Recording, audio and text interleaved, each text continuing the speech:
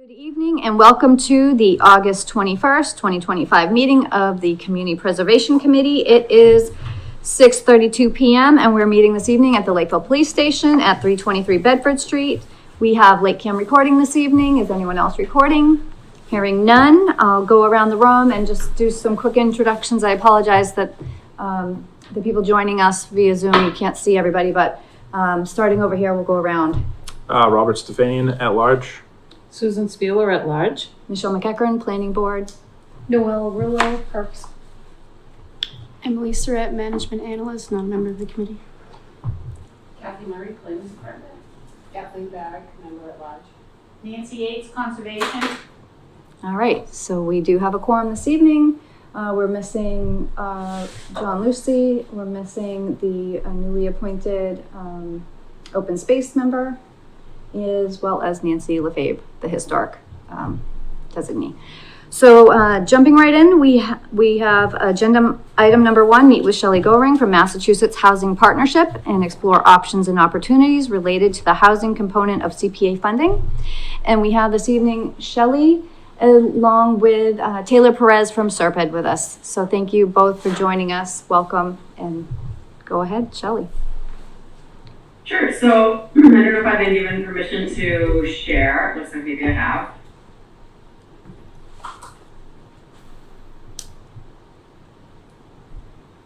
So can you see slides? It's blue. Yep, Yes. now we can. There we go.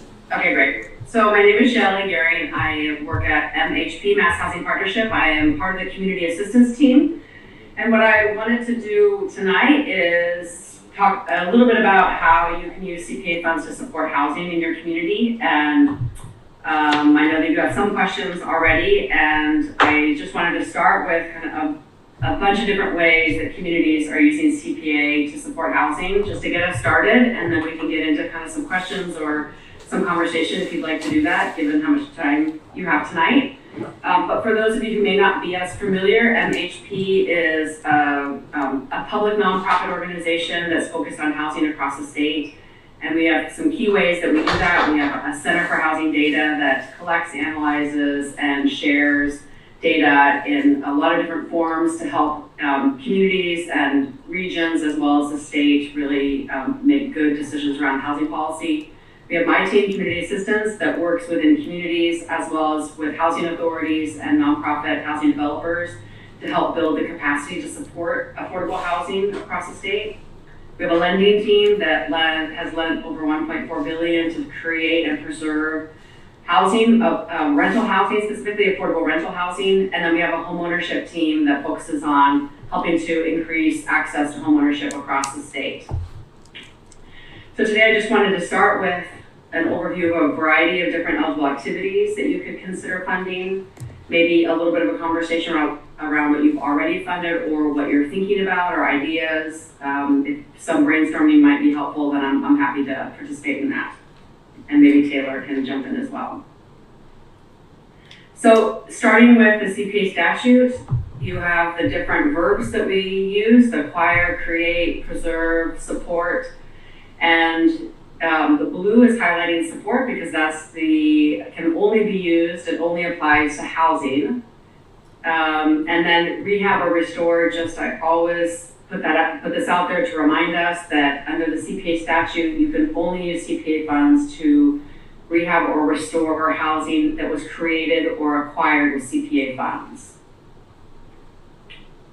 So an example of acquiring, this was a development it is a development in Barnstable that had been, maybe it was a traditional 40B where only a percentage were affordable, but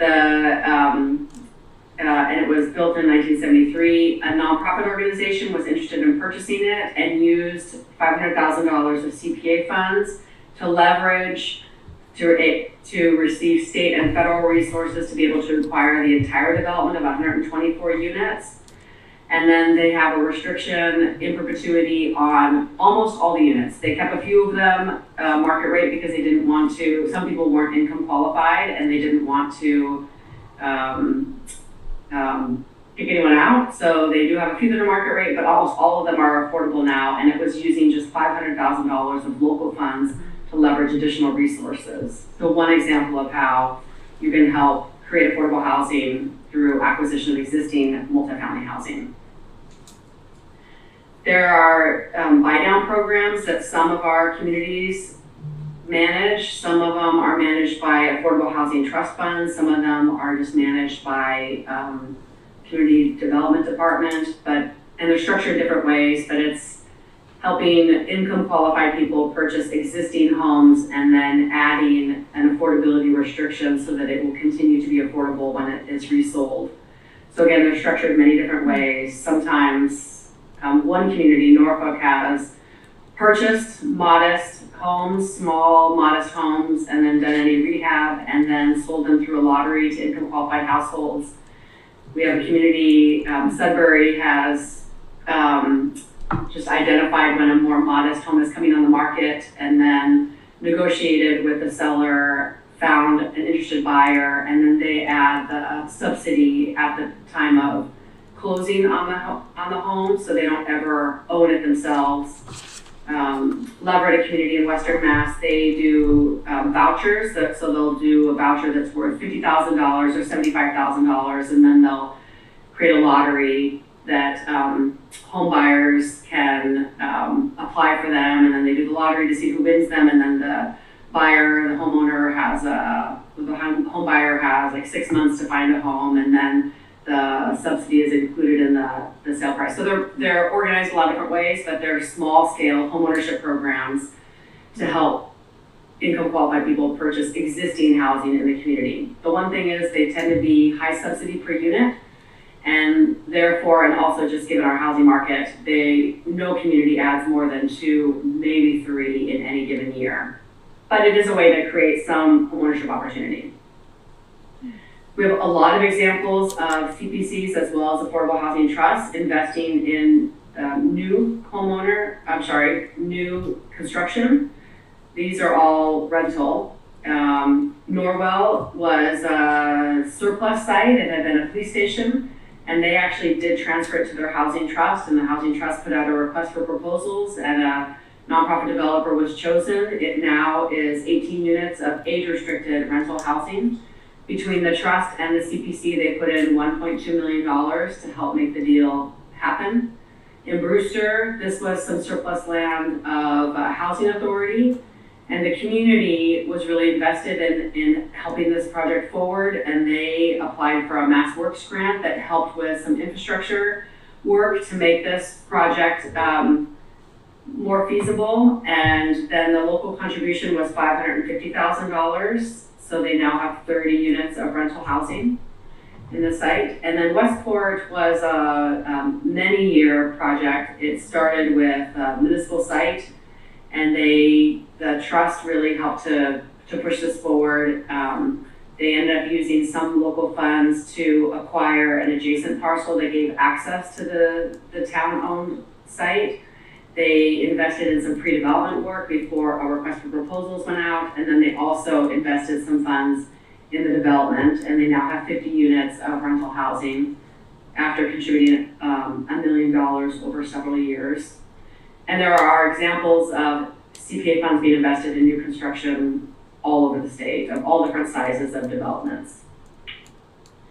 We also have examples of adaptive reuse, so buildings that were used for a different purpose have been repurposed as housing, and many times this is affordable housing. These are 4 incidences of affordable housing.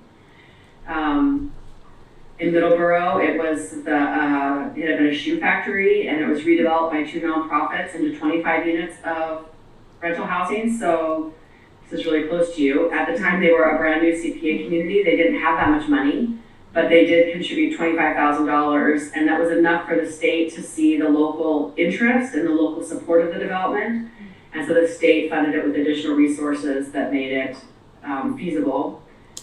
The 2 bottom examples are schools that were redeveloped, one in Swampscott and one in Auburn. In both these cases, and you can see in the Auburn picture, the developer needed to add build an addition onto the building to allow for a greater density of units in order to make the pro forma work, the numbers work. So Swampscott also has an addition to the back of that. That's 38 units of age-restricted rental housing. And then on the right, it's 55 units of age-restricted in Auburn.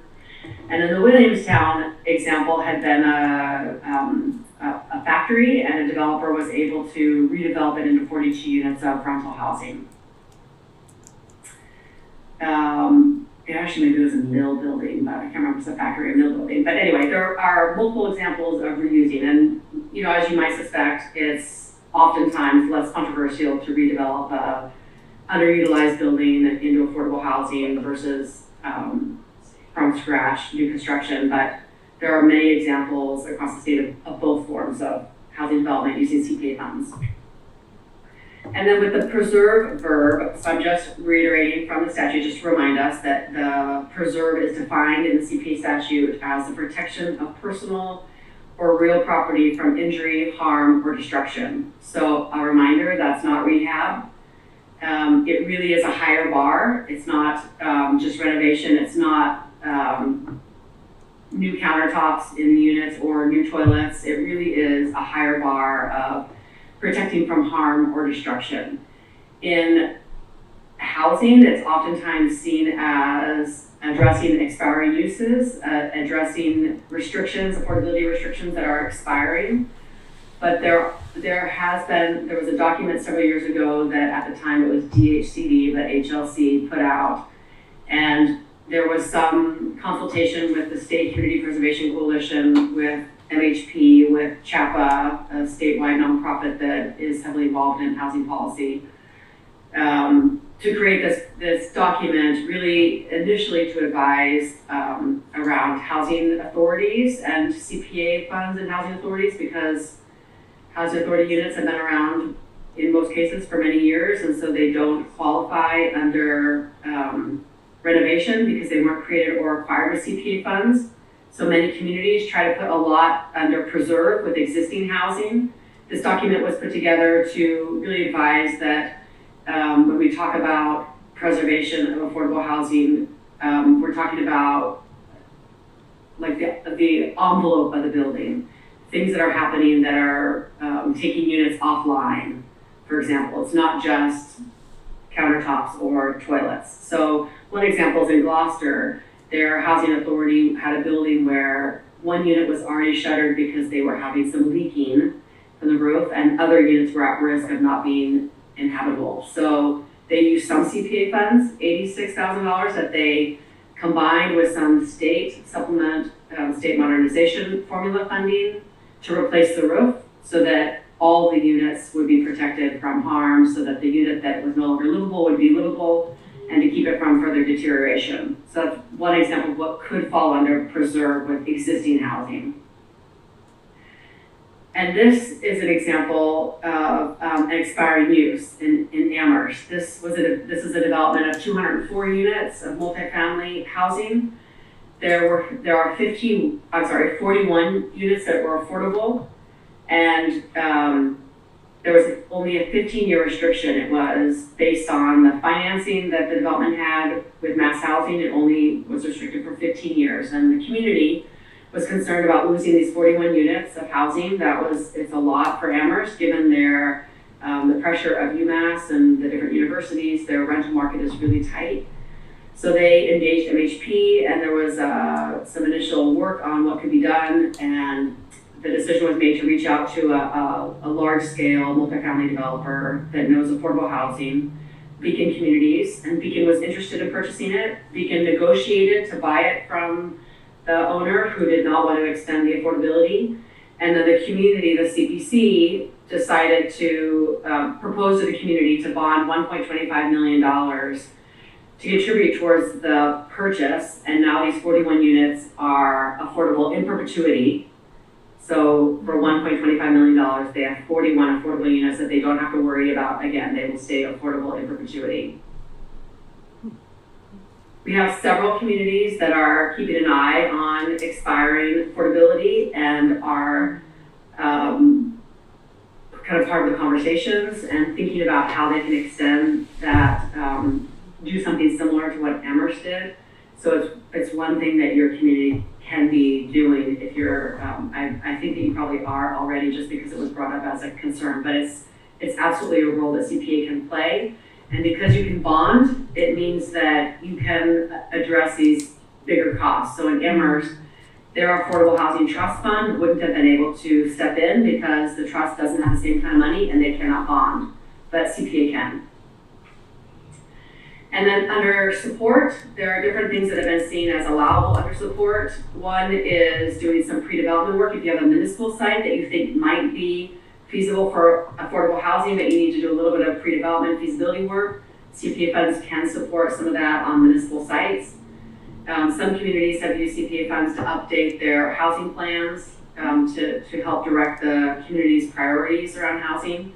And then rent assistance is explicitly listed as allowable. So during the pandemic, we had multiple communities start emergency rent assistance, and CPA was oftentimes the funding source or one of the funding sources that were used.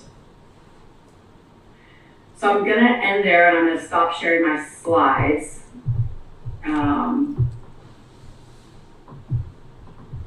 And just wanted to be available if there's some questions or if you wanted to have a little bit of a conversation about what you've already funded or what you're thinking about.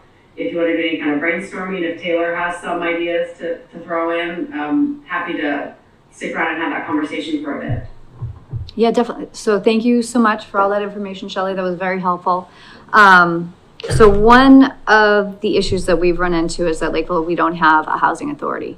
So you had mentioned the housing trust. Lakeville does have a housing trust, and it was brought up at a recent select board meeting because now the trust is a committee that would be formed with various people from different committees and departments. So it's supposed to be run by the planner, but we don't have a town planner, but it would be like a member of select board.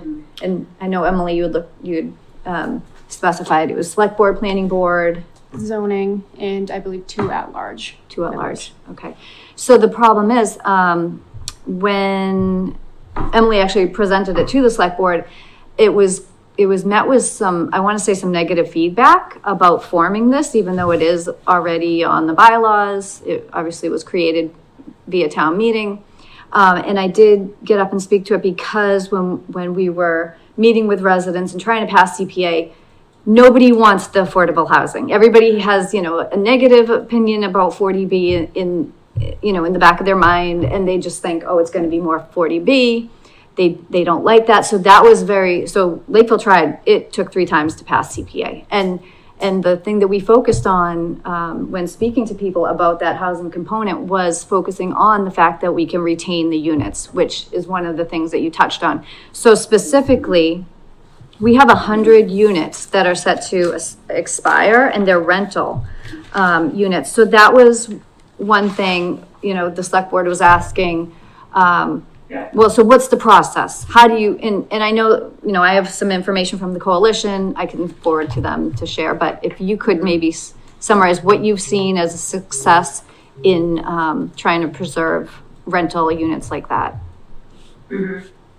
So I think first it's starting with the conversation with whatever entity owns the development now, and to see what their intentions are and if they're willing to extend the affordability.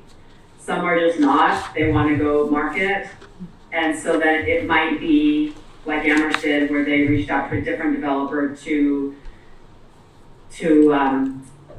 negotiate with the previous owner, so that it was kind of peers negotiating and talking, and it seems like it could be cleaner to have a new owner come in, and then the town could invest in the new owner acquiring it like Amherst did. So I think the first is to understand what the intentions are of the existing owner, mm-hmm. and if there's any openness to extending the affordability. Is it 100 units and all of them are affordable, or is it just a portion of them? Do you know? I don't know. I think it was developed through the 40R. It's the residences at Lakeville Station in Kensington Court. It looks like it was a 30-year deed restriction. If I recall correctly, I know that your folks 40 hours passed in 2009 or so. And then I think it mentioned in 2011, but the affordability expiration is 2039. So my guess is that it's probably 20 or 25%. I'd have to look.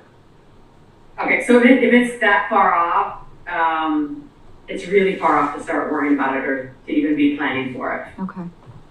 They're just like, the owner's just not gonna, it'd be highly unlikely that the owner would engage in that conversation at this point because so many things could change between now and then. Mm-hmm. So you want to keep it on your radar, you want to make sure that you're paying attention to it, but it's, it'd be more like when you're a few years away Okay. to really start planning on that. It's really early now. But it's definitely something to keep, and you just want to make sure that you're paying attention to all that, if there's any other deed restrictions, that you're just paying attention to that. And the state agency, CDAC, typically has a list, they have a list that you might want to double check, but you likely know what's going on in your community. Right. So I looked at your population is about 10,000 people, and I have to be honest, I'm a little bit startled that you don't even have a part-time planner with a community that's as large as that. So We're working. you definitely We're working on it. You're definitely restricted Yeah. in capacity if you don't have and you don't have an affordable housing partnership or committee. No, I mean, so Middleborough Housing has been administering our affordable units. So, per development agreement. I think different ones have gone through maybe Rainham for different projects, but I believe the main one is Middleborough Housing Authority that's been administering those affordable units. And yes, believe me, we had a wonderful full-time planner. We lost, and then we've been on the hunt. And unfortunately, now they're opening it up to part-time as well. But we're still on the hunt. So the 100 units was the main one because it's such a large number. But we do have, we have 4 that are expiring in 26, 4 in 27, 25. Oh no, wait, that one doesn't have a date. So 4, and then I guess, the big one is the 100. Yeah. So if you have smaller ones and they're expiring soon, then those are the ones that I would definitely focus on at this point. And you just have to have a conversation around so I'm assuming that they're on the subsidized housing inventory for Lakeville, and you'll want to be familiar with the restriction. Are they rental or home ownership? They're both rental. Well, they wouldn't be they probably wouldn't be home ownership, they'd be rental, so it's the financing. So you just want to understand a little bit what the restriction is, who's the owner, what's the intention of the owner, how is it financed, and then it might be, so I don't know how much SERPED has done specifically in that region, but those are the ones that I would definitely focus on first. And how you do that when you're a CPC and you don't have this other kind of capacity, like if the SERPED can be engaged in that. And it wouldn't be a conversation that I can have with you in detail here. I'd want to bring in a colleague to help with that a little bit. But maybe there's a follow-up meeting that we could have with SERPED and someone else to kind of talk about strategy about what that might look like, and how you would do it. Because with CPA, well, you do have a trust though. Did you say that you did see people on the trust? So You do have. we have a trust on the bylaws, and there's an amount of money, 122,000, I believe. 122,000, which I believe is from the difference of an affordable unit that was sold at market rate. There was that difference put into the trust. Okay. And I think one of the things the select board had mentioned was digging deeper to see, because it was supposedly over 20 years, and should it be higher? Where did that come from? Kind of track down where and what that was coming from anyways, because there's just money sitting there. But then another problem too is we've only had CPA for such a short time, and we only have the 1%. Is it smarter to let that grow and focus on the 100, or is it better to focus on these, the ones that will be falling off sooner? I guess it depends on what kind of other leveraging funds are available. And Well, the 100 are not going to expire for 18 years, right? 2039. So no, I'm not doing my math right. That's 13 years. 13 years. So like that's quite a bit of time. So and you could bond if you need to, and you just don't know what it's going to look like in 13 years. So I really wouldn't focus on that at this point. If you really want to preserve the other ones, then I really would focus on them now. And it doesn't mean that you necessarily decide to invest in buying them down or extending the affordability, because it might turn out that the current owner is not conducive, or the cost is too high, what they're asking. But at least I would focus on them. Now, I don't know if I heard you correctly. Does the trust have trustees on it, and are they meeting? Is it a functioning trust, or no? It's not. Okay. It's not. No. My biggest concern is that for a CPC to do this kind of work, it has to go to town meeting, and it's not very flexible. So it would be easier if your trust was up and running and you could transfer some money to the trust specifically for working on extending the affordability of these particular units, and then they could kind of dig in with the owners and serve that and try to work that out. It's going to be harder, I think, with the CPC because you're doing so many different things, and you have to go to town meetings, so just the timing of it all. But you'd want to be communicating with the owner. You want to make sure that you're understanding the deed restriction, and just to know the intentions of the owner. I mean, you need to start there, and then you'd be considering whether it's worth it financially to invest in those particular developments or not. Okay. But I think that you have 13 years about the other one. I wouldn't start worrying about that yet. I'd see what can you do right now. Okay.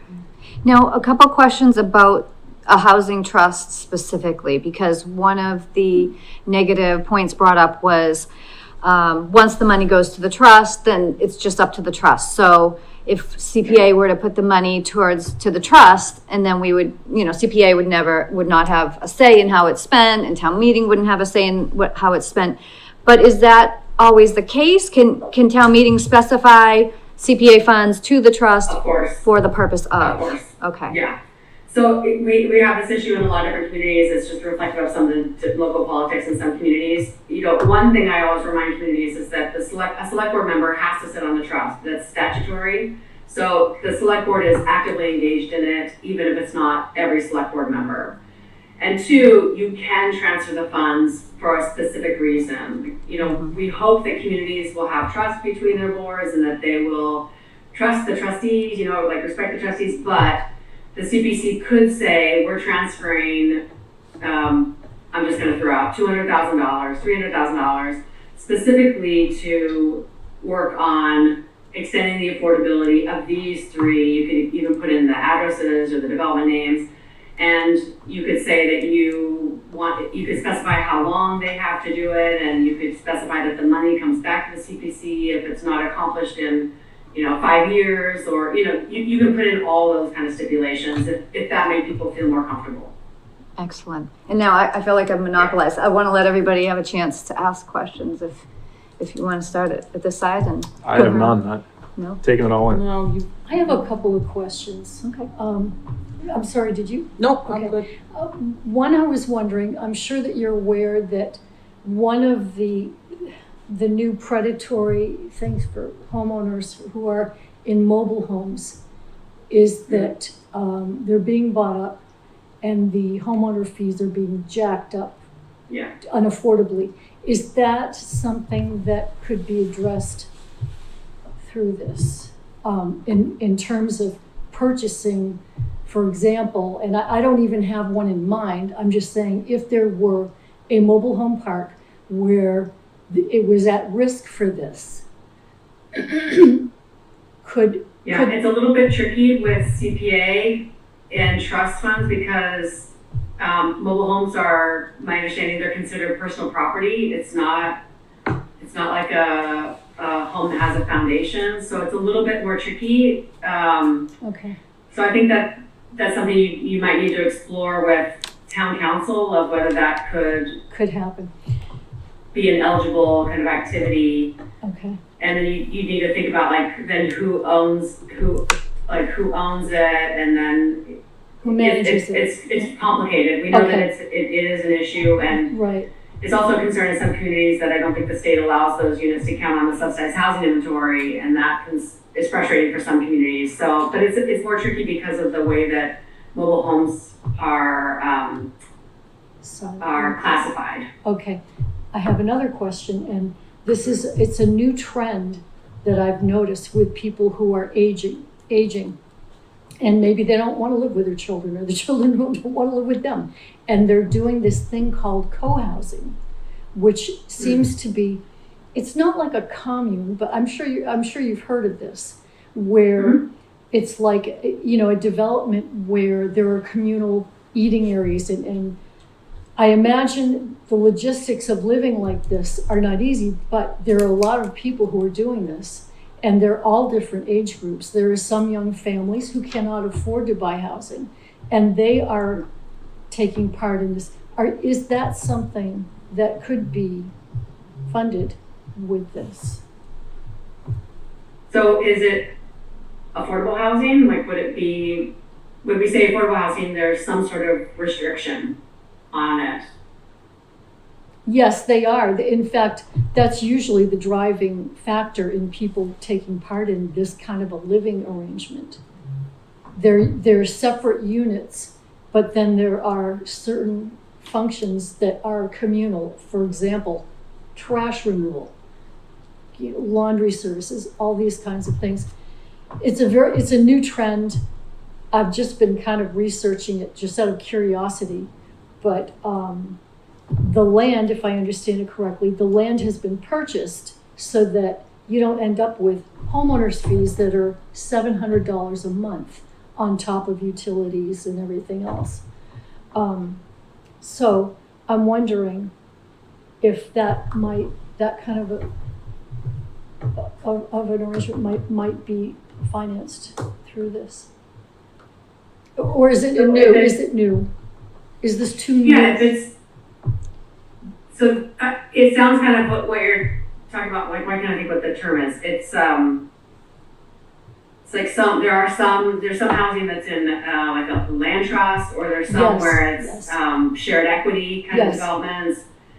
If there's a restriction, an income restriction, so CPA can only go towards 100% of the area median income. So if there's a restriction on it, it's possible that could be something that is funded. Thank you. Did you have any questions? If I could. Yeah, please. So given that the Affordable Housing Trust, doesn't have a board of trustees, the funds that have gone into it thus far, it seems like have mainly been from, as you mentioned, affordable units that were unable to be sold as affordable units. I believe they passed the 90-day term for not being able to find a buyer. And so it was removed from affordable housing and just sold at market rate. In that kind of situation, how would, CPA or the Affordable Housing Trust be able to utilize funds to preserve a unit like that, like a home ownership unit? So we do have incidences where the trust can just move more quickly, but where the trust could potentially purchase the unit to save it from being lost. And then if the restriction isn't the state's universal deed rider, which it sounds like perhaps they are older ones, if the universal is supposed to, like I said, that's just foreclosure. But yeah, the trust can, and there have been incidences where the trust will purchase a home to not lose it, and then they'll perhaps do a little bit more work in it, some renovation work, and then they'll work on selling it where they can take their time, make sure that they find a buyer. So that is possible. That's really difficult for a CPC to do, but a trust can do that. Thank you. Kathy? I'm also wondering if Lakeville's experience with affordable housing is primarily larger 40B developments. That is a critical supply of housing, including affordable housing in the state, but it's not the only model. We have many communities. The examples that I showed in the slides are all smaller scale development. They're ones in most cases where the community was actively supporting it. Actually, all of them were being supported by the community. Some of them, like the Brewster one, the community actually applied for a Mass Works grant because they actively wanted to see these 30 units of affordable housing where it's a smaller scale development. So if there's kind of a knee-jerk reaction because people only know larger scale 40B, it could be beneficial. It's just that you have limited capacity to do this, but it could be beneficial just to be educating the community that affordable housing looks really different from that. That we have developments where it's 100% affordable, but there's only 30 units or 40 units. Or where there's some units that are 30% AMI, 50% AMI, 80% AMI, like there's a range of affordability and they're smaller scale. And so it could potentially benefit the community to have just some conversations. And there might be, I've been trying to think in your community area, if there's a development where you could even like do a tour, and I do this sometimes with trusts where I've gotten them on site to different affordable housing developments in different communities so that they have personal experience with it and they can just better tell the story in their community about what affordable housing can look like. But doing some of, there might be, and I know that capacity is tough, but there might need to be some groundwork done in Lakeville around education and helping people understand that affordable housing isn't just 25% in a large 40B development. And I think, one of the things you touched on is the age restricted. I don't think Lakeville residents are as frightened by age restrictions. Though that seems to be more embraceable, with the larger developments. And I know you showed a few that were those age restricted situations. But Kathy, this is the planning board clerk, Kathy Murray. Did you have I any? just had a question, whereas, staff is a problem, are there consultants that would specialize in maybe guiding the town to be able to maintain those units? Yes, so there are different housing consultants and you could definitely, you could hire someone to help you strategize of how to move forward. There are consultants that could help you if you have any municipal land and you're wanting to consider it for affordable housing, like a smaller scale affordable housing development. There are consultants that can help provide that expertise. If you have a municipal site, MHP potentially could provide. We work with communities all the time around disposing of municipal land for affordable housing. And these are not 150 and 200 unit developments. These are smaller than that. Typically, because most developments need to access low-income housing tax credits, typically they'll be in the 40 unit to 60 unit range, but they're not 200 unit range, developments. So there are definitely housing consultants that can help you with any of these kinds of projects or initiatives. Okay. Kathleen? So it sounds like one of the first steps is that the town forms a committee to run the housing trust. Would that be correct? If you could be appointing trustees, I think that could be a really great start. And it's part of my work is to support that. I can help with initial kind of trainings to help the trust get started.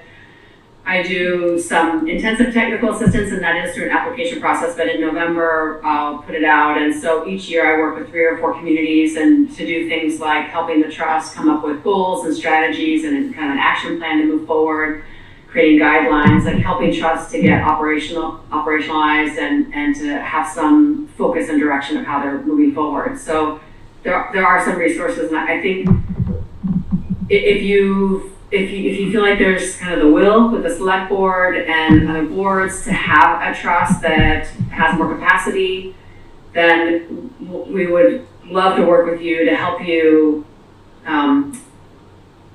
build that capacity locally. Is that like an RFP process? And you said So in November if you take on so many? So at this point, the select board appoints the trustees, so that just to get people on the board. And then if you wanted, I could, with the new trustees and also with other stakeholders, do a virtual kind of trust one-on-one, like these are some of the basics of the statute, these are some best practices, this is some of the kind of projects you can work on. And then if you wanted then you could either hire and pay someone to do some planning with the trust. You could apply when I'll probably have a round out in November. And then if you're one of the chosen communities, then we work more intensely in 2026 to work on goals and strategies and a bit of an action plan. Does the town have a housing production plan or a housing needs analysis or any kind of housing? You have okay. We do have a housing plan, yes. And Taylor helped us with that. Thank you. Okay, good. So we want the trust to start by getting familiar with that plan and to be looking at what are the goals in that plan. And then what I'm really pushing trust to do is, because the housing plans, production plans oftentimes have pretty big general goals. And so what I'm really encouraging trust to do is to start with that, to see what's been identified already in the community, and then to think about realistically for a volunteer board, how do we create 2 or 3 really measurable goals, starting with this bigger plan, but create a couple measurable goals, 2 or 3 measurable goals, and then some strategies that are doable for this board to help get you started. Because what we find with trust oftentimes is that the housing needs are so huge, the resources are never enough, and there's a lot of spinning wheels of not sure where to start. And so I really try to get communities to trust, to look at the planning that's already been done, what's already been identified, and then think realistically what makes sense for this trust, this volunteer board, to focus on and make it where it's manageable to get started, so that they can feel like there's some success instead of just being really overwhelmed. And I have a lot of examples of what other communities have done so far, but it's what I've been working on the last 5 years of really trying to push trust to get more specific so that they're not so overwhelmed. 2 more minutes. Okay, sorry. Taylor, just a quick question for you. So the list that I have of affordable units, it's from Serpide from 2021. Is that something, do you guys keep an automatic list, or it's only on an as needed basis if we ask for it, or? We usually kind of do like a batch once a year. So our last pull of the subsidized housing inventory was in January of this year. And you folks are at 5.91% right now. And the 8 units that you're talking about, I'm seeing right here, I think it was formerly the Arc Fall River and then Long Point Road, which is a total of 8 rental units, 2026, 2027. And it looks like they're subsidized through Health and Human Services. So I don't know if they're already, I mean, again, the name changed, now it's Flintlock Drive, but again, that was, I think, previously an adult retirement community. So I don't know if they're already age-restricted units, but that's definitely something that we would be happy to explore with you folks. And then, just to kind of talk a little bit about the housing production plan, I think that a lot of what we've talked about here already, overlaps really nicely with what we had outlined in 2024 and 2023, particularly some of the community engagement things, the, expiring use properties, and then also just like general consulting and capacity work, because we know that you folks have been looking for a town planner for a while. So, I mean, it's a good first start, I think, definitely in line with the plan. Right. Yeah, absolutely. So I guess I think the first step is to try to, get the select board on board with forming this trust and appointing the trust. And they did ask, they asked me to potentially send a memo. I don't know, what specifically to include. I think this whole presentation would probably be a good idea for them to watch. Maybe we send a memo just asking them to please watch the presentation. A lot of information about the trust from Shelley, and that Taylor, that you're familiar with these and you can help strategize and work on retaining these units if that is, like you said, that's already a goal from the housing production plan as it is. I think that seems to be the first step, is to get this housing trust formed. And then it's a relief, I think, to hear that obviously CPA funds via a vote at town meeting can clearly specify that the CPA funds must be used for a specific purpose. And as so far as an address, a time frame, I think that's all excellent information and should be helpful for them as well. Because otherwise, so for any other communities that don't have a housing authority like Lakeville, what are the other options, or is there any other option, or have you seen any success with the housing component of CPA without a housing trust or a housing authority? No, it just depends on the real estate market. We do have communities where it's developers that do affordable housing where they are finding a site and they're moving forward and then they go to the CPC for funds. So there are communities where that's happened. There are also communities that are, even without a trust, they're disposing of municipal land for affordable housing. So they're putting out an RFP and the developer's responding, and then the CPC may contribute funds or recommend that funds are contributed to it. So there are examples of that. It makes it really tough when you don't have a planner, because that's usually the person that's helping with those kinds of activities. So, you certainly are at a disadvantage that way. It doesn't mean though that you can't move forward with the trust and try to identify some people who are interested in focusing on housing and trying to play some of this role in the community. And it might mean that you do need to pay for a consultant to help with capacity in the shorter term until you have more capacity. But I still think that that's, you're a town of 10,000 people, you do have CPA, so you do have some things, definitely have some things going for you. So, you need to start somewhere, it takes time to build the capacity. You just need to start. And but I do think that if there's a knee jerk about 40B, and we have that in multiple communities, that there's a huge benefit in just trying to do some engagement and some education around the many faces of affordable housing. There are a lot of different ways that affordable housing looks, and maybe we help you find a development that's a good smaller scale development, not too far away, that people want to. Maybe we help put together a tour or something like that. There might be things that we can do to help support, hopefully kind of shifting some of the conversation locally.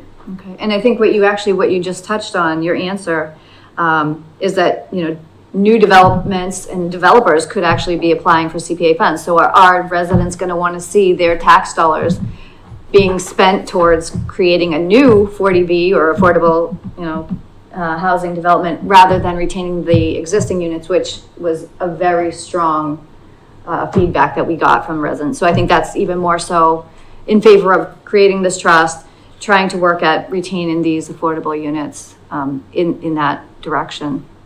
So I appreciate you. So a lot of housing trusts see one of their roles is to increase the number of affordable units in town, and then so they might come up with a number of how many units they want to help support, help create over the next 5 years, and then different strategies. So some strategies could be to work on extending the affordability of these particular developments, and then it could be to create 30 units of age-restricted housing, or there could be a variety of different strategies that they're focusing on, or that they see as doable kind of paths forward, and that would meet the needs that have been identified in Lakeville.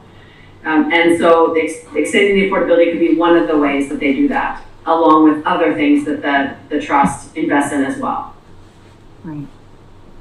And then if they have that kind of a plan, then they could go to the CPC, ask for the money, and they could say it's for these strategies. And then you could put that in your grant agreement so that there's some comfort knowing that the trust has taken some time to look at your existing plans. They've created some goals and strategies, and that's kind of the accountability loop within the community.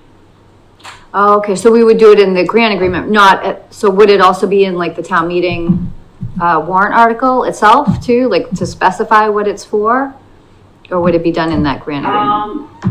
So you would probably write the article where you probably wouldn't add everything it has to be done in 5 years and it comes back, but you probably would say, $300,000 for these activities. You probably would do that, since it sounds like, some communities, they just transfer the money to the trust and they just say it's for eligible activities, CPA eligible activities. If Lakeville needed or wanted more specificity, then you would just put in the warrant the article that it's for these activities, specific activities, yes. Okay. And that would be fine. Yeah, it definitely sounds like it's gonna be needed here. Yep. Absolutely. One day, things may be different, there'll be, the trust will prove itself, and there'll be comfort, and there'll be, people will be okay with it, and then maybe it'll be different, but getting started, it's fine. Right. Okay. Well, thank you. We appreciate you coming out and joining us this evening. This has been very informative, and hopefully we'll be in touch and get to work with you in the future. That'd be. Yeah, and we have a bunch of virtual trainings that are on the Housing Toolbox. I'm going to send links, just not that you have a gazillion hours to sit around watching trainings, but there are some that are specific around like trusts and CPCs working together. And so I'm just going to send it just so you know that there's some out there, and if that's helpful for the select board, like again, I know that everybody's very busy, but just so you know it's there, and you can go through the topics if it's useful at any time. Great. Okay? Excellent. Thank you so much. Thank you. Thank you. Yeah, and definitely keep in touch. And Taylor, I'd love to perhaps follow up with you a little bit as well, and Yeah, we want definitely. to support your work down there as well. That would be great. Thank you. Yeah. So that's so nice to see everyone and to meet you. You Take too. care. Thank you. you. All right. Thanks, Taylor. Bye. It was nice to see you. So I guess we'll be in touch. We'll chat at some point, I'm sure. We can talk about next steps. I'd be happy to have a further conversation about this with you folks. Okay. Yeah. Hopefully we can get the select board on board and move ahead. Yeah, let us know if you need anything in the interim. But yeah, thank you for inviting me. That was really helpful. And I'm excited to see if we can do anything further. Yeah. Excellent. All right, and nice meeting you folks. Have a good night. You too. Bye, Jill. All right, so for the memo to the select board, do we want to ask them to watch? Yeah, and then we'll share whatever she sends to us. Because I think it's, important to not just hear it from this committee, but to hear it from the expert. Well, maybe we recommend that they watch a video on the Housing Trust Fund. Right. Right. Yeah. She has one.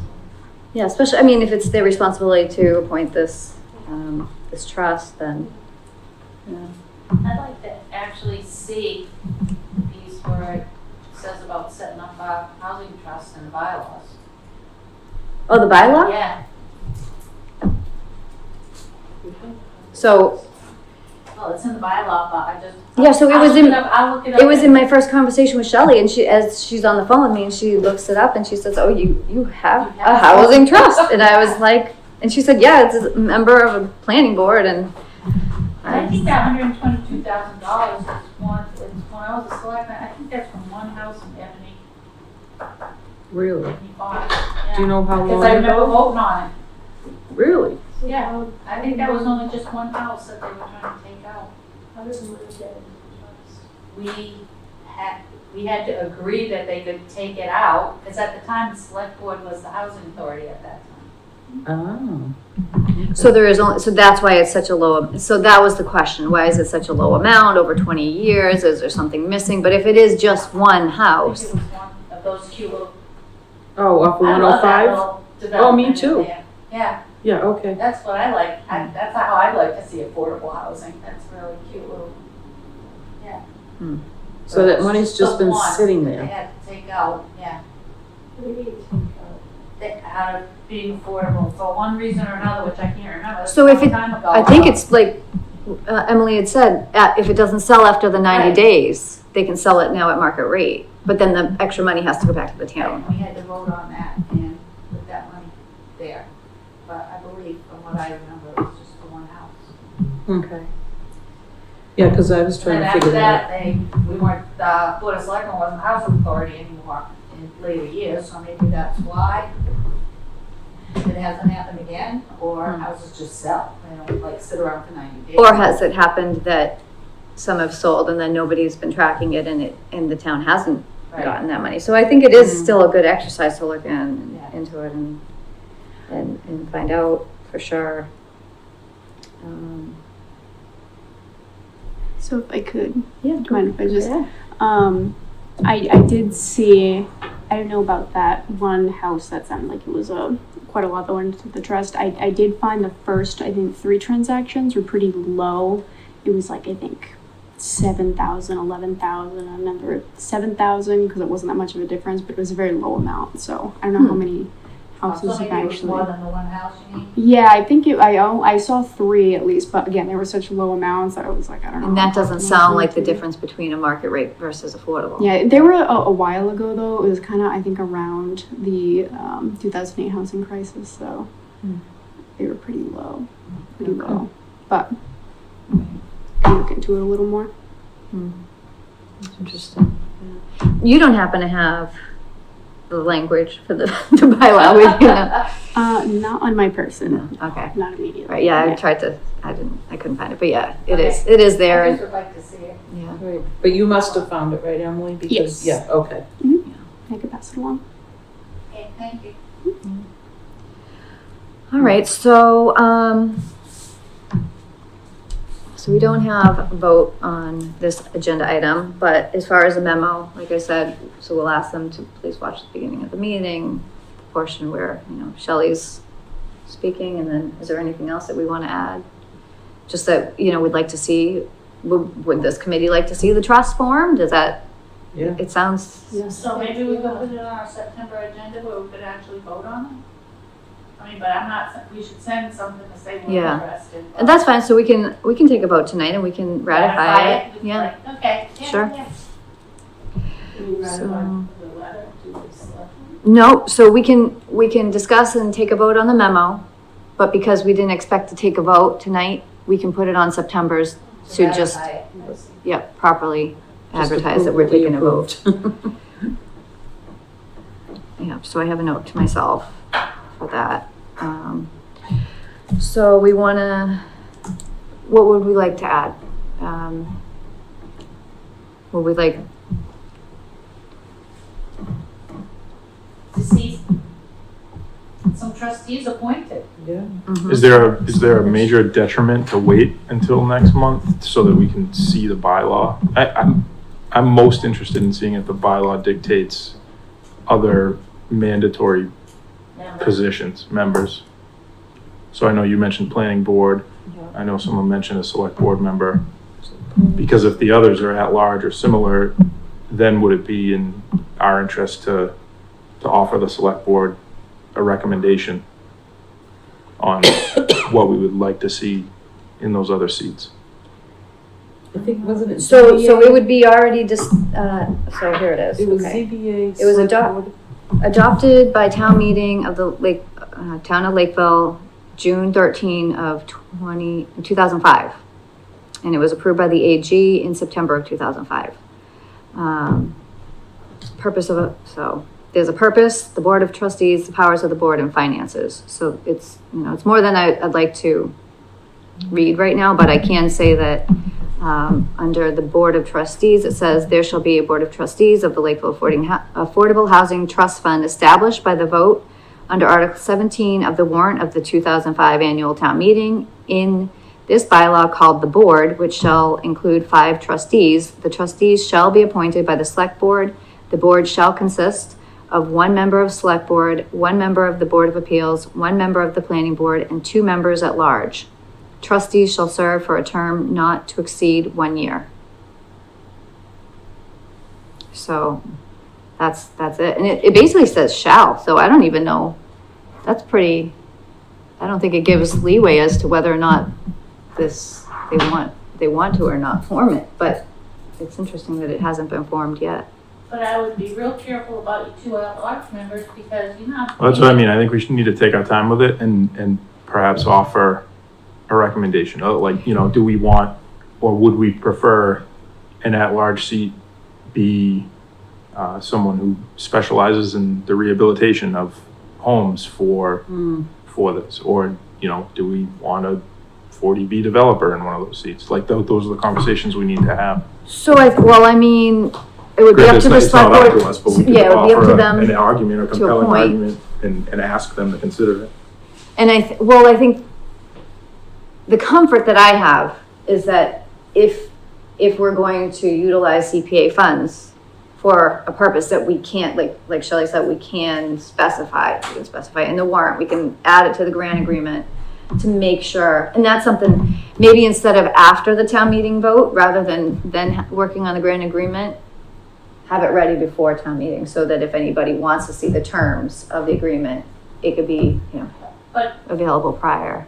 But to your point, through you, is that we are in the driver's seat if we're gonna be using our money, so I think he's right that we should be real specific of what we want and not leave it up to anybody else to decide what, we need to be real specific, this is what we'd like to see happen because our money's gonna be going into it.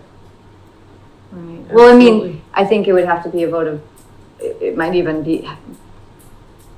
maybe be wise because how it changed from having a housing authority seat on CPC to being a person interested in housing. So maybe it should be more specific about the resident at large positions then. I don't know. What, in the actual bylaw itself? For the housing trust. I don't know.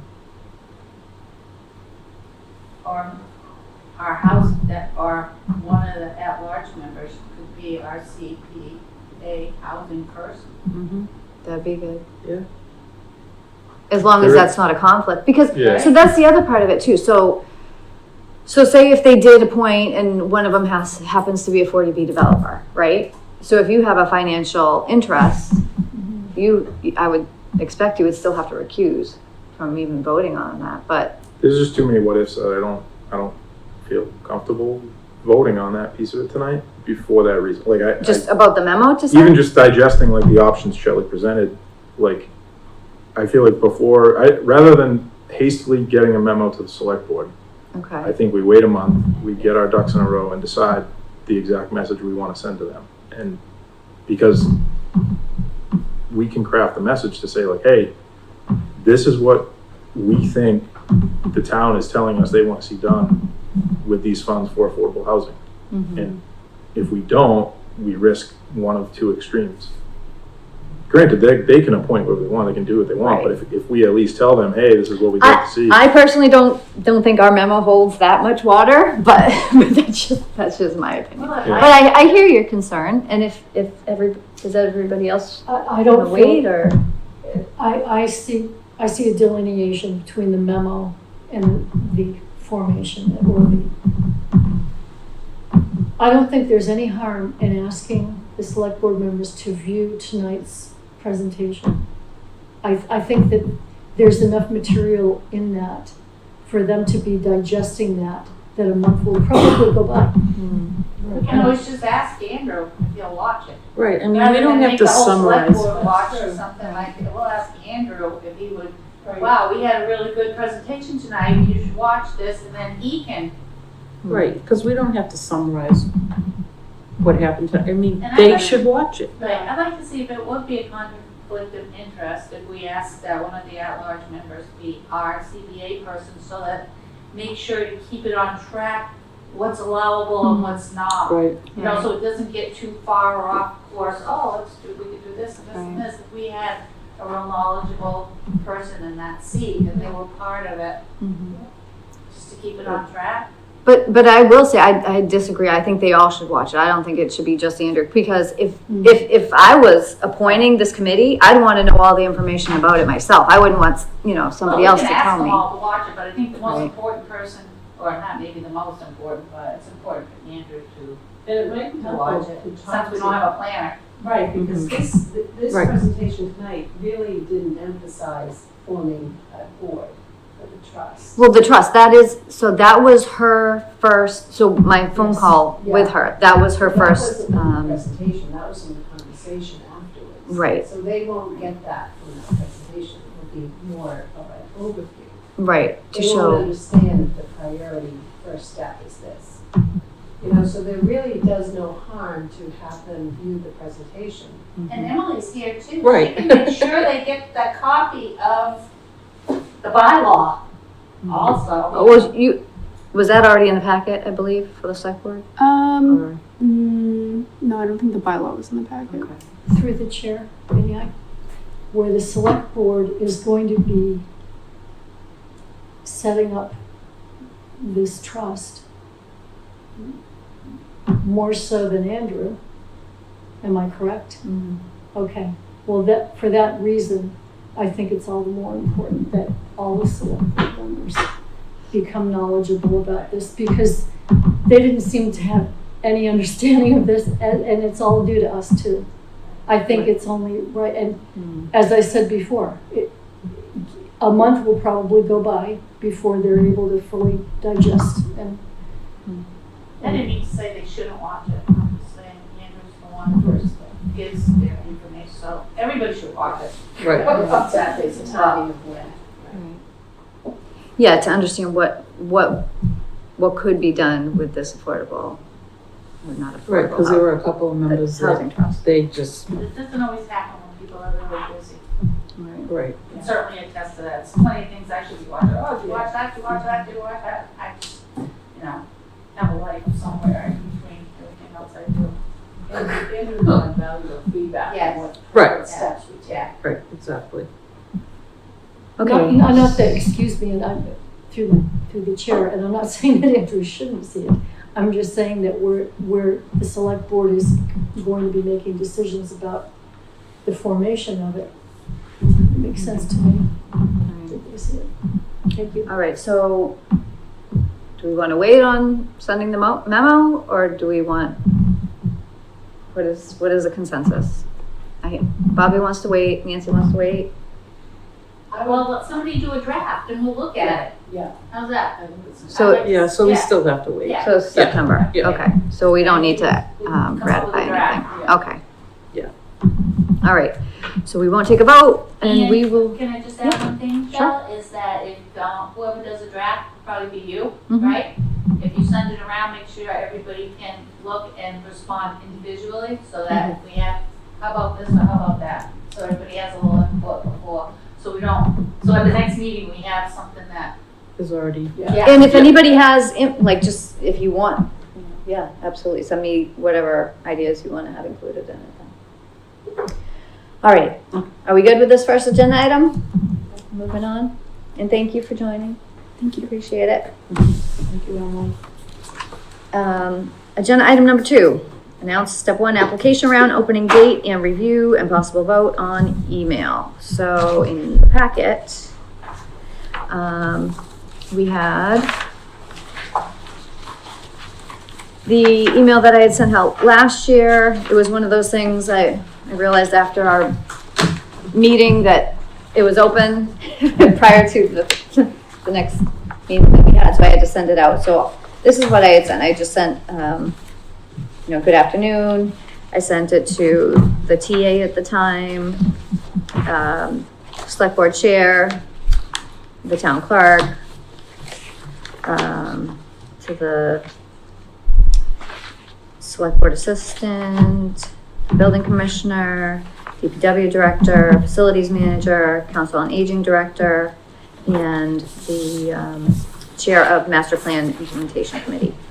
And just said the Lakeville CPC step 1 application is open from September 1 through October 15th. Obviously, I'll change that to be the second, the dates that are specified in our plan. I gave the link to the step 1 applications. Completed applications can be returned to the CPA email address. Review the current plan. I gave the plan link. And that projects approved by the CPC would be eligible for funding at the next Springtown meeting. And any questions to direct it to the CPA, the CPC email. So is that good? Does anybody have any suggestions, edits, what they wanted to say? Because after I sent it to those individuals, I sent it to the committee and then asked you all to forward it to your prospective board. So that at that point, Noel, like, for example, when you see that, you can forward it to everybody in parks. Just, FYI, so they know. And then, Nancy would send it off to everybody on historic, and the open space seat would send it off to open space. Do other towns share this openly with all citizens in the town, or is it just communities in the town that you share this open process? I'm trying to think if we actually had it Did on we put the in the paper last time? town. In the paper, or did we? I think we just had to put it on the Facebook. I thought Lacey might have shared it on the Facebook as well. In the town Oh, on the town website? newsletter. Yeah. Oh, the newsletter too, yeah. Yeah. Yeah. Yep. I mean, if the school wanted to apply for funding, the plan says we recommend it to a committee. Yeah. You're not Right. applying, but there could be other groups within town who want to apply for funding. All I'm right. sure. So you're good with this email going out to who it went out to, but then in addition to the Lakeville Town newsletter, have it on that. And maybe, and I think, like I said, I think we had them blasted on Facebook too. Do that. Is there some other? I'm just curious, it just crosses my mind, the agricultural committee that's just been formed, would they be able to apply for a project, if they had some project in mind? If they can make the Creating nexus, a they can certainly apply. Pardon me? If they can make a nexus to an approved expenditure, they can certainly apply for it. Elliott Farm has done a lot of work with feeding hungry. Yeah, but I don't know how that would fit in with open space, because it has to be, permanently preserved open space in order for it to utilize CPA funds. Well, I'm not even thinking open space. Just Oh. a company like that. But I mean, I think those committees would see it on the newsletter, Facebook. I don't know who would be a contact for that committee. For the agricultural Yeah. committee. I was watching a little bit of their last meeting and just wondering, Who's the chairman? pardon me? Who's the chairman? I forget the gentleman's name, but I think he's also on historic, if I'm not mistaken. Ryan Reynolds? No, I thought it was, there was one committee that we reached out to when we were campaigning for CPA, and I thought it was Dave Thomas. Because then I just remember that name because of the Wendy's. I was gonna say. But I thought, but is that the, I'm not sure. no, okay. Maybe on the email distribution list. Yeah.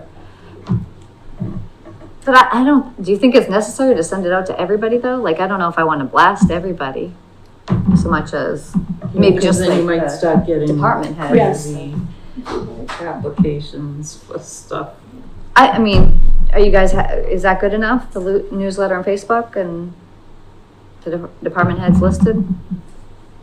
I I think that's, it didn't come up at our public hearing that people had an issue with how we advertised it, so I would Yeah. kind of think if it's not broken, Okay. let's not try to fix it.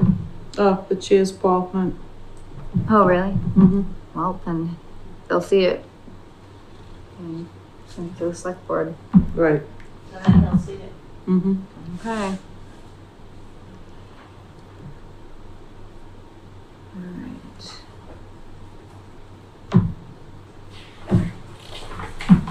Agenda item number 3, review and possible vote on coalition membership dues for fiscal year 26. I make a motion that we vote that I pay the dues. Second.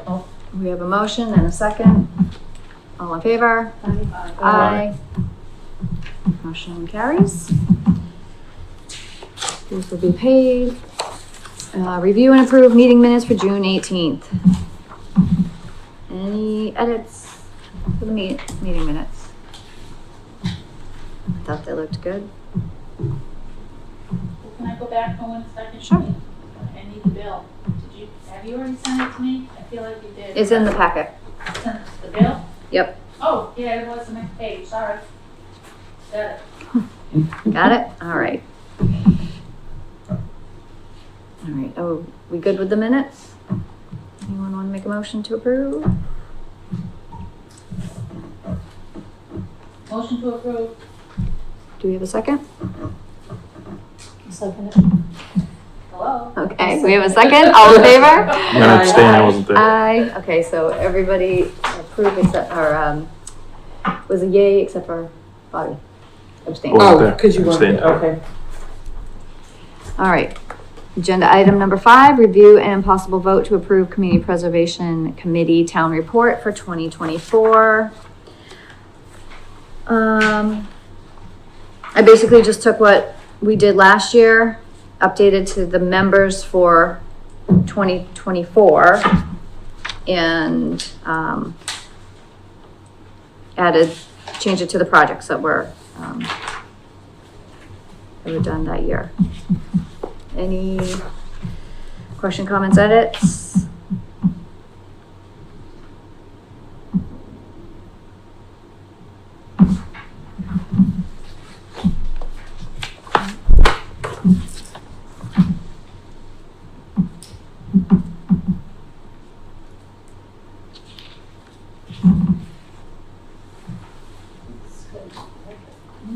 Yeah, good? I move to approve. Second. All right, we have a motion and a second. All in favor? Aye. And that passes. And we have number 6, old business. Status updates on approved projects from project liaisons. I just want to real quick read off. So Nancy LaFave was not able to join us this evening, but she did send an update. Okay, so she says, Joan Morton has told me that the Colonial has finished the work at Thompson Hill Cemetery. She will email you the invoice as soon as she gets it. She also has a list of the stone repairs and photos. Kathleen may report that the Lakeville Historic Society Museum's cupola repairs are underway. The material was removed from the steeple and is being restored at the Blackburn Workshop. Joan also has pictures of the project. Nancy LaFave. So, all right, any additional? So that's still Joe's basically. very pleased with the cemetery. Yes. Great. So she did send photos. We've got some photos in the additional items with our packet. The before and after, it was pretty amazing. I mean, some of these were covered in grass, like buried. Yeah, they look like totally different. Yeah. Yeah. Very impressive. Yeah, so, I mean, we all saw them electronically. I told Sue not to bother printing them all. Printing. But I'll post those under the completed project pictures on the website as well. And then we do have the invoice for the services. It came under budget at $9,840. So, I know we don't have a vote for that, but we could vote and then ratify next month if someone would like to make a motion to have Nancy process that invoice for payment. So moved. All right, we have a motion Second. and a second. All in favor? Aye. Aye. And The invoice. yep. Do you have it's in this right here. Turn it. Yep. Yeah, I that's can what, use that. Yeah, that's what she sent. That's it. Yep, that's it. And I believe it's the same vendor as last time, so you should probably have the, Yes, I do. He's all that. already got all his information in, so okay. it's good. and then let's see the other update. So I gave Kathleen the sign for the CPA sign that flew away. So she has that in her car, and I have an invoice from Standish Enterprises. So Okay, can we vote on that tonight? I'll give it to Nancy and then we can ratify it, or sure, yeah, we can do if that. we have to. Yeah, what's the amount? $42. $42, and that's for the replacement sign for the sign that was missing, the piece that blew away. All right, so, I make a motion that we approve the 42. Second. a motion and a second, all in favor? Aye. Aye. Motion carries, and then Do I we'll, have something for that? Yep, I have it right here. All right. I'll give it to you. Yep. all right, so I have ratify the vote for the invoice payment to the cemetery repairs and the Standish sign for our September.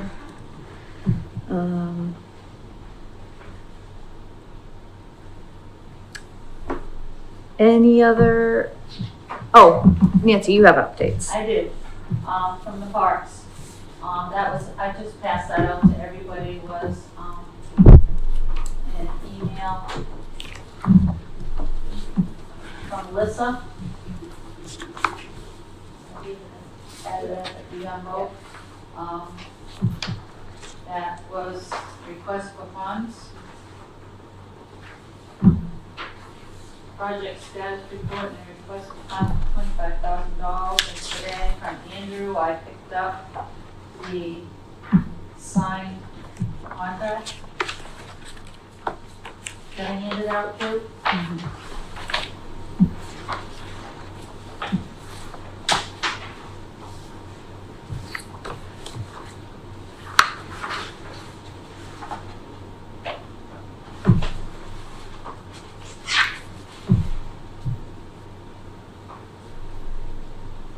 All right, so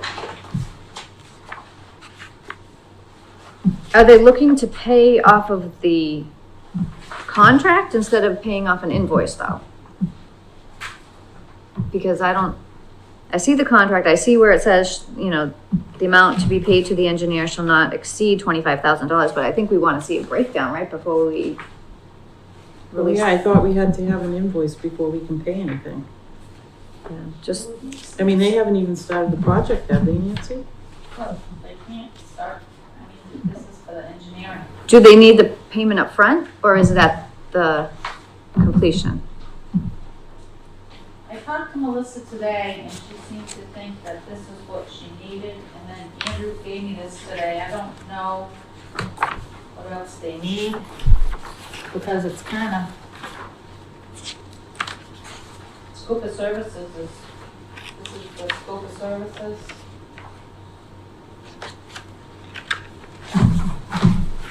Professional services agreement. Okay. So this is what they're gonna provide, Okay. and Andrew signed it today. But don't we, I mean, we need an actual invoice though, don't we, to submit to get that money? Says the town shall pay the engineer on contract price, $25,000, a lump sum of $25,000, right on the first page. Right. Is that normally paid up front like that before the work's done? Is that a standard procedure for what they do? It's our first time. I know, cause I mean, the other thing is, if you pay it, I mean, when's the engineering Yeah. gonna be completed? It looks like we might be missing the invoice. If you skip to ZCE's professional services agreement, Yep, in the payment section, it refers to the fees for services under this agreement shall be due as set forth in Exhibit B, and we do not have Exhibit B. So, Usually, I always thought that there was a deposit paid down to get the job started, and then when it was completed, they get the balance. So that's just been my experience. I don't know if that's how the town does business. Well, see, We I can could probably- see them submitting the contract, but then typically you pay off an invoice, you don't pay off a contract. So. Right. So should we request that they send over the invoice and then we can get that paid? it says, description or request, we are ready to sign the contract with the engineering firm. Right. So I wonder if when you sign a contract, if we have to give them the money. I guess if there's too many questions, then I guess we'll wait till September. It's just that timeline Right. short. Well- Right, and I mean, and when is this plan gonna be, the engineering plan gonna be completed? We give them $25,000, are they gonna finish it in 2-3 months, or are they gonna finish it a year from now? So it does say commencement and completion of work on the front page under 3. It says, so under A, it says this agreement shall commence on August 21st, 2025, so today, Yeah, Yep, and shall expire on November 13th, unless terminated sooner or extended later. So it looks like they're planning on having this done in time. okay. So, I mean, they should be able to move forward with a signed contract. It's just, we need that invoice, right, to pay it, And pay off of. I would think they could wait 30 days to get paid. Right, That's just typical payment terms are, what, at 30 30, days. so Right. it shouldn't impede any of the progress. all right, so we need an invoice Yep. for our next meeting, so let's put it on. So will you ask her to get us the Yeah, no, certainly will. I got this file.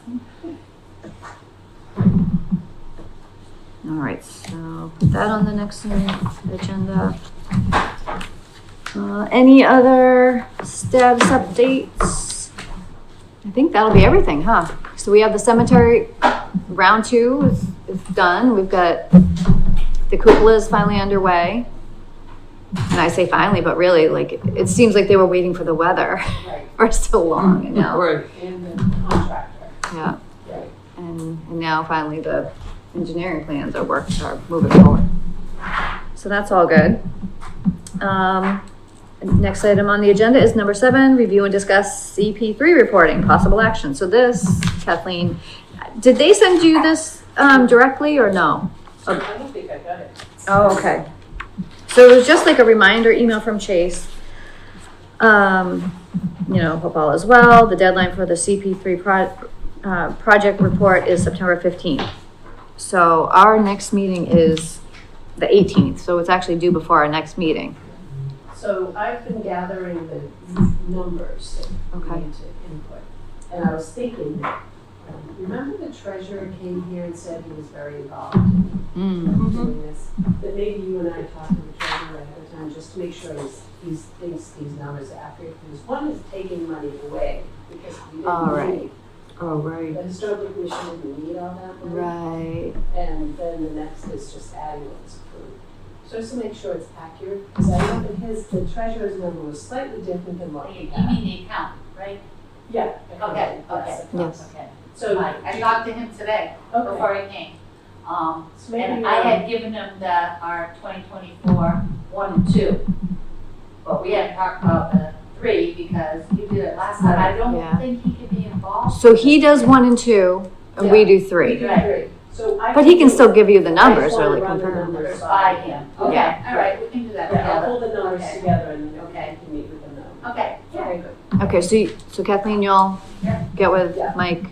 Yeah, and then I'll let you Okay. know when I enter it and I'll send you the final. All right. So, do you want me to put on the next agenda just to check in on that, make sure everything Yeah, was? I won't be at that meeting though. Oh, okay.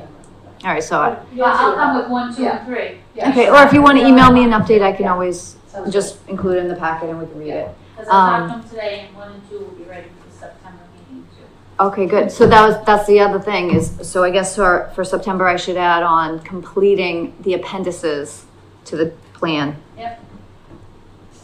So the CPP. So will you have those figures for that meeting or do you think you'll have? So if As soon you, as I'll forward them, as soon as I get them to Okay. add to the agenda. okay. So you have the Yeah. forms, so you don't need the form. Like you have all those forms that are in the appendix. He does.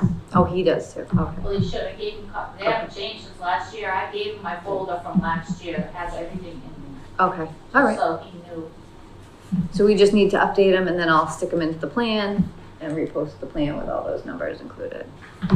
Okay, so I'll put that on the next agenda. All right. And Kathleen, you'll work on the CP3.